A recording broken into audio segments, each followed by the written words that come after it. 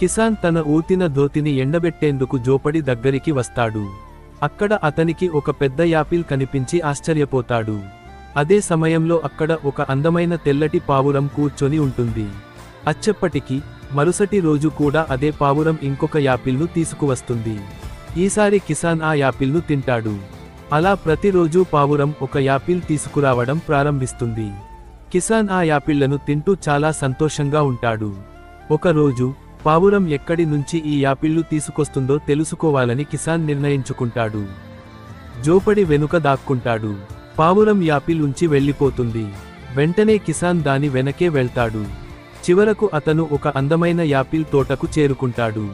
అక్కడ పావురం కిసాన్కి చెప్పుతుంది, ఇది తన తండ్రి స్వంత తోట అని. కిసాన్ ఆ మాటలు విని కంటతడి పెట్టుకుంటాడు. అంతలో కథ ముగుస్తుంది. పావురం ప్రశాంతంగా ఒక చెట్టుపై కూర్చుంటుంది. ఈ వీడియోని లైక్ చేయండి. ఇలాంటి మరిన్ని ఇంట్రెస్టింగ్ కథల కోసం మా ఛానల్ని సబ్స్క్రైబ్ చేయండి.